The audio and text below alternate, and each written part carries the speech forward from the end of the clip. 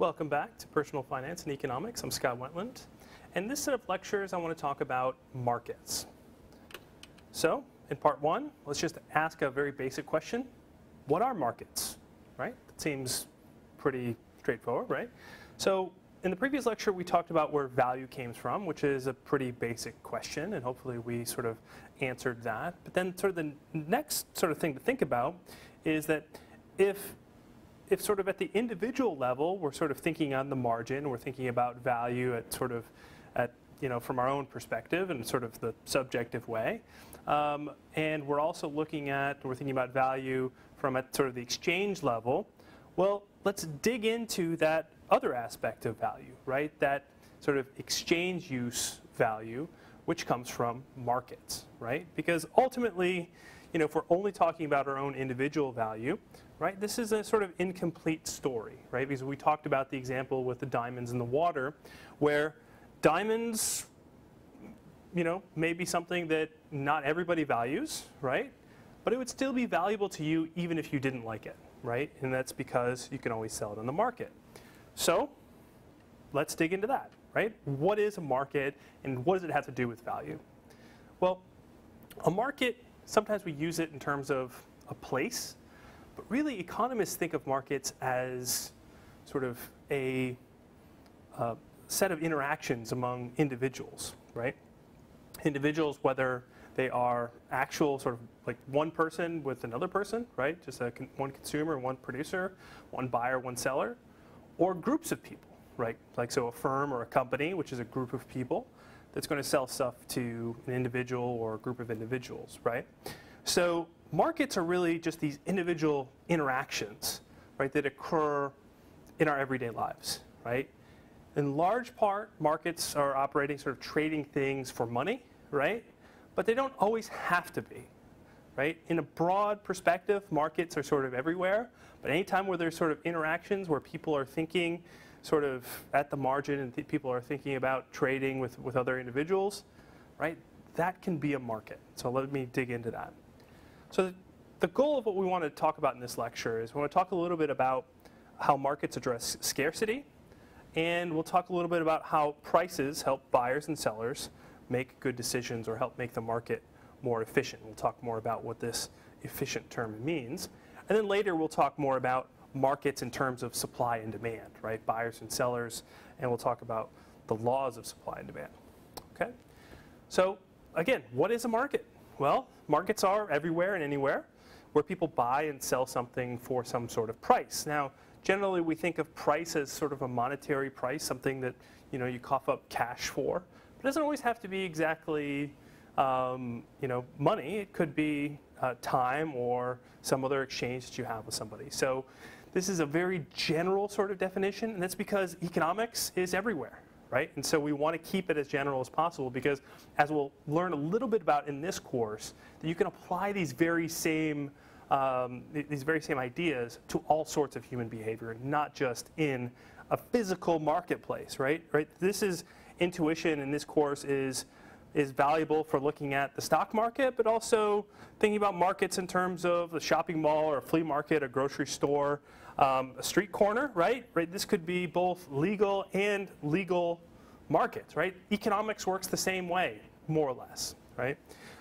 eBay or Amazon, if you're buying something online, the internet has changed a lot of how we sort of think about markets as well, right? Markets can be people that are trading with each other, not just sort of where they're together physically, but also they could be worlds apart and trade with one another. So markets don't actually even have to be a physical space, as I mentioned before.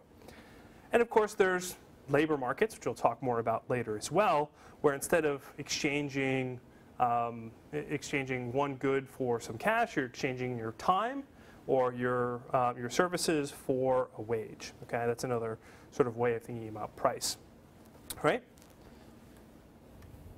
So why do we have markets, right? So we know what these things are. Another basic question is, well, why do we have markets? Well, we don't live in a world, right, where everyone begins with everything. We don't live in this sort of Star Trek universe where this sort of this utopia that's sort of It seems like everybody has all that they want, right? And we're not really worried about, where our next meal is going to come from. We have abundance with everything. We could just, in some, futuristic worlds, you have some sort of way to, duplicate everything where everybody has everything and sort of there's no, what economists call scarcity, right? But we live in this world where we do have some scarcity, right, which I'll talk more about in a second. But we learn this very early on, right? Even when we're in elementary school, right? We learn that we don't always start with what we end up wanting, right? Sometimes we have this initial endowment, or what economists would call sort of you have an endowment full of something, and then you want to trade that for something else, okay? So let's suppose that your mom packed some pudding and you want some chips, right? So in your lunch, you've got this, you've got a sandwich, and then you've got some sort of side with it. But really, you want some chips. Well, you learn very early on that, well, if I can find somebody else who wants the pudding, and let's say Joe's mom packed chips, and Joe wants that pudding, then you can trade the pudding for chips, right? Both people are happier, and you have the sort of more efficient allocation in the sense that one person has what they want, and another person has what they want, and they just sort of swap them, and they're both better off. Now notice that as a society, right, they still have the same stuff, right? As a society, like when I say society, let's suppose the world just consisted of you and Joe, right? You didn't actually end up with more stuff, just that stuff got put into the hands that actually made them happier than before, right? So in economics and in markets, you can actually shuffle the same stuff around and make people better off in some cases, right? And doing so voluntarily, that helps markets help us allocate these sorts of resources, even if we're not talking about where those resources came from or how they came to be and all of that, right? So why is this resource allocation important? Well, as I said, we live in this world of scarcity, right? We're not in this sort of Star Trek universe or whatever future sci-fi utopia that has people sort of in this this sort of state where they have everything that they want, right? We have finite resources, and we have sort of infinite or unlimited wants and needs, right? And so as a result, we live in this world where we need to economize on our resources, right? Even if it were the case that we lived in this world where resources were infinite, we still have some constraint. We still have some resources being constrained in the sense that we don't have unlimited time, and time is often sort of overlooked as a resource, right? And so we can never escape this idea of scarcity, right? That there has got to be some sort of trade-off, something's got to give. So how do markets help us with scarcity? Right? This is an important idea. Markets help us get the most for what we got. Just like in that last example, right? If you have people that end up with stuff that they don't really like, but they're allowed to trade, right? You can end up getting a world where people are better off, right? And the whole idea in sort of economics and studying markets is we want to study how people make themselves better off. In theory, if we understood how people better themselves, we could also apply this to our own life, and we can apply this to any number of aspects so that we can sort of get the most out of life ourselves, right? So it's an important idea, right? Now, we also want to provide better incentives for people, and that's another thing that markets do. Markets do a whole lot, which we'll sort of explore in the next few lectures. Now, in our own society, right, if you're sitting in the United States, you are in what economists call a market economy, okay? Which is to say, all the stuff that I've just talked about to this point should be pretty familiar to you, because chances are you've traded stuff with other people, right? Chances are you've bought stuff at a market, you've participated in markets, you've been participating in markets probably for as long as you can remember, right? And so this is sort of an arrangement we should all be sort of familiar with, right? We have goods and services in the US and other market-oriented economies where people are free to trade at mutually agreeable prices, right, that are both good for the sellers and the buyers, right? Factors of production, that is land and natural resources, labor, capital, and other inputs are primarily owned by us, right? They're owned by private individuals, not the government. Okay, that's a key distinguishing feature between the market economy and other sorts of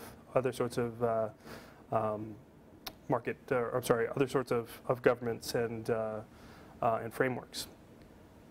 We have low government involvement in the day-to-day economy. Okay, and oftentimes we have different words for this sort of system, right? This economic system is sometimes called capitalism, free market capitalism, or laissez-faire capitalism.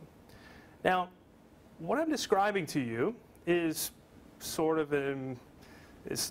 talking about these in sort of general terms, general sort of phrasing here. But for the most part, we may not be able to exactly attribute all of these in most of their extreme forms to the United States or even any other country for that matter, right? In other sorts of systems, right, if we go outside the United States, right, so I'll talk about the exceptions in a minute, but an extreme sort of opposite end of the spectrum would be what's called a planned economy, okay, or central planning, right? And central planning is when the government, or sometimes called the people, right, the people as a collective unit, not individuals, but as a collective unit, own everything, and then the government decides what to produce, who produces it, who gets it. They decide the resources, how the resources are allocated, and the government owns all the factors of production. It owns the land, natural resources, labor, capital, and they plan how everything is used. Okay, this is what it's like to live in a centrally planned or communist country, right? This sort of economic system is very much different from our own economic system, but there are various aspects of these economic systems, as I said, that are sort of present in both the central planned economy and also the market economy. Okay, what I mean is, in the vast majority of cases, a country or society lies on some sort of spectrum, right? Spectrum of these economies, right? So there's the United States, and we're somewhere over here, right? We're not necessarily, as I said, I was being fairly general with my terms, that we're not like a case where there's zero government involvement in the economy, right? We do have government, there's some government involvement in the economy. The government does own some land. Actually, the government owns quite a bit of land in the United States.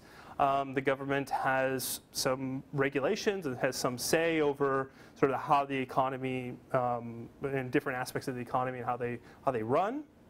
Right? So there's some sort of centrally planned elements of the United States economy, right? We have a postal service, for example, that is completely owned by the United States government. Now it has some, also that's not even completely a fair example in the sense that you have to pay the postal services for its services. So you have this exchange of goods and services with this government-owned entity, right, and which has this sort of quasi-government sort of status. And so these things, for the most part, are complicated, right? But it's easier to think of it in terms of countries being on some sort of spectrum of economies with various properties of these different kinds of economic systems. And that's why I'm sort of phrasing these things in kind of loose ways, right?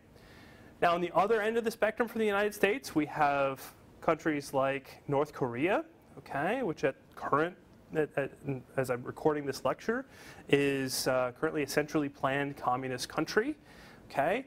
Historically, China has been a communist country, as well as the old USSR. Okay, the Soviet Union was a centrally planned economy with a high degree of government control, and basically it ran everything. Okay, for the most part, most countries, especially in sort of the Western world, Western Europe, and in North America, they're on sort of like the middle of this spectrum here. So sometimes we call this mixed economies or market socialism in some cases. So Canada, sometimes we associate them with sort of market socialism, which is sort of a blend of some aspects of socialist or centrally planned economies, and some aspects of market economies, and some aspects of sort of laissez-faire. And so that's sort of a way of thinking about both markets and economic systems and sort of what we have throughout the world, okay? In the next set of lectures, we're actually going to move beyond just defining markets and defining economic systems, and we're going to talk more about how markets work. So I'll see you in the next lecture.